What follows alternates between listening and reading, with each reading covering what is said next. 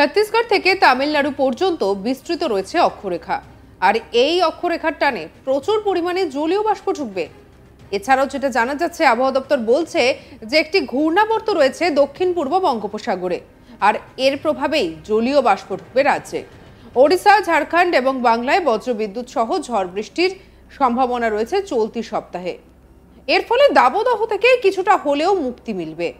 সর্বোচ্চ তাপমাত্রা কলকাতা সহ বেশ কিছু জেলাতে অনেকটাই কমে যাবে। পশ্চিমের কিছু জেলায় প্রায় একই রকম থাকবে তাপমাত্রা, তবে বাতাসে বাড়বে জলীয় বাষ্পের পরিমাণ, আর তাতেই অস্বস্তি বাড়তে শুরু করবে। অস্বস্তির সঙ্গে বৃষ্টিপাতের সম্ভাবনাও রয়েছে। বৃষ্টিপাতের সম্ভাবনা রয়েছে বুধবার 2রা এপ্রিল থেকে। বুধবার পশ্চিমের 3 থেকে 4টি জেলায় বৃষ্টিপাতের আশঙ্কা রয়েছে। ক্রমশ উপকূল এবং পশ্চিমের জেলায় বাড়বে বৃষ্টির পরিমাণ। শুক্রবার 4ঠা এপ্রিল কলকাতা সহ দক্ষিণবঙ্গের সব জেলাতেই বজ্রবিদ্যুৎ সহ বৃষ্টির সঙ্গে 30 থেকে 40 কিলোমিটার গতিবেগে দমকা ঝোড়ো বাতাস বইবে। থাকবে বজ্রপাতের আশঙ্কাও।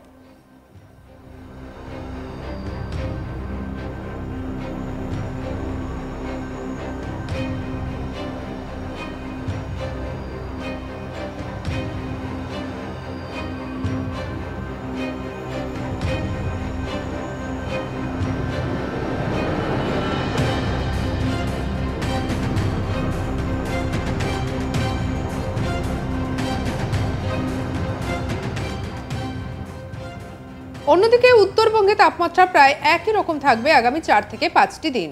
মূলত শুষ্ক আবহাওয়া থাকবে। উত্তরবঙ্গে আপাতত বৃষ্টির কোনো সম্ভাবনা নেই, এমনটাই জানিয়েছে আলিপুর আবহাওয়া দপ্তর।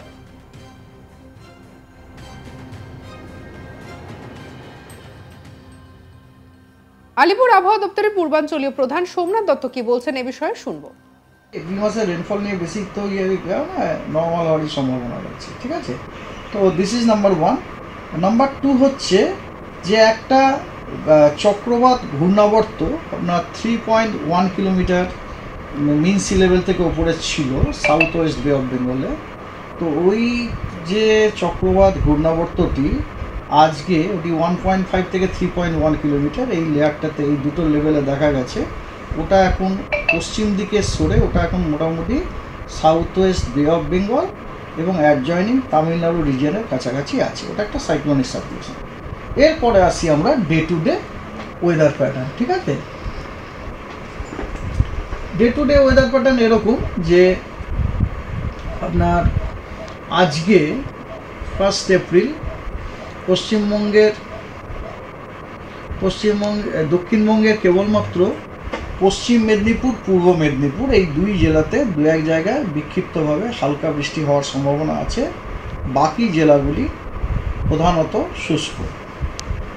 2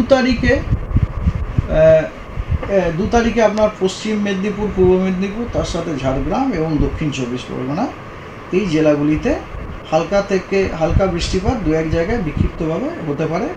বাকি জেলাগুলি প্রধানত শুষ্ক। তৃতীয় দিন 3rd April number of district একটু বেড়ে গেল।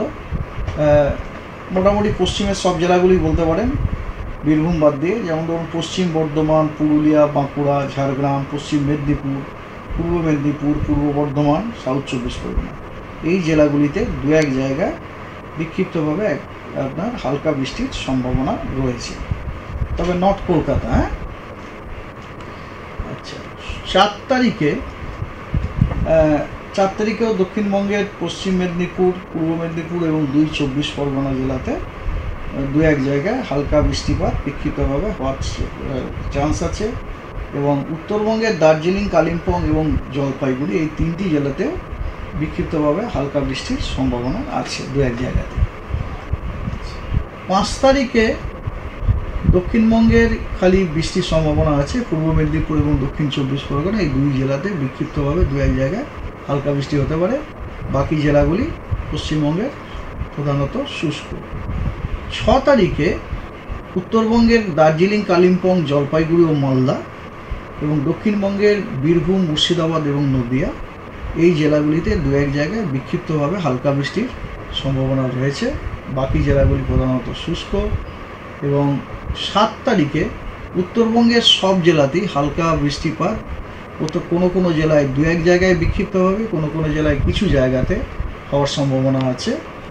যে দার্জিলিং, কালিম্পং, জলপাইগুড়ি, আলিপুরদুয়ার এবং কোচবিহার এই জেলাগুলিতে কিছু জায়গায় হালকা বৃষ্টিপাত হতে পারে। আর মালদা এবং 2 দিনাজপুরে 2-1 জায়গায় বিক্ষিপ্তভাবে হালকা বৃষ্টিপাত হতে পারে। আর দক্ষিণবঙ্গের অনেকগুলি জেলা যেমন পশ্চিম মেদিনীপুর, বাঁকুড়া, পূর্ব বর্ধমান, পশ্চিম বর্ধমান, বীরভূম, মুর্শিদাবাদ, নদিয়া, উত্তর 24 পরগনা এই জেলাগুলিতে 2-1 জায়গায় বিক্ষিপ্তভাবে হালকা বৃষ্টির সম্ভাবনা রয়েছে। আর ওয়ার্নিং, আজকে কোনো ওয়ার্নিং নেই আজকের জন্য, কালকের জন্য ওয়ার্নিং আছে। ঝাড়গ্রাম, পূর্ব মেদিনীপুর, পশ্চিম মেদিনীপুর এই 3 জায়গায় 3টি জেলাতে বজ্র বিদ্যুৎ সহ ঝোড়ো হাওয়ার সাথে বজ্রবিদ্যুৎ হওয়ার সম্ভাবনা আছে 2-1 জায়গাতে বিক্ষিপ্তভাবে। তার জন্য হলুদ সতর্কবার্তা দেওয়া হয়েছে। 3 তারিখেও সতর্কবার্তা দেওয়া হয়েছে কয়েকটি জেলায়, পশ্চিম মেদিনীপুর, পুরুলিয়া, বাঁকুড়া, ঝাড়গ্রাম এবং পশ্চিম মেদিনীপুর। পশ্চিম বর্ধমান তো আগেই বলেছি। এই জেলাগুলিতে আপনার বিক্ষিপ্তভাবে 2-1 জায়গায় বজ্রবিদ্যুৎ ঝোড়ো হাওয়া থাকার সম্ভাবনা। ঝোড়ো হাওয়া 30 থেকে 40 কিলোমিটার প্রতি ঘন্টা। ইন্ডিয়া মেট্রোলজিক্যাল ডিপার্টমেন্টের হেডকোয়ার্টার দিল্লি থেকে একটা প্রেস রিলিজ হয়েছে regarding Outlook of temperature during April, May, June. তো সেটার কতগুলো স্যালিয়েন্ট ফিচার আমি প্রথমে আপনাদেরকে জানাতে চাই।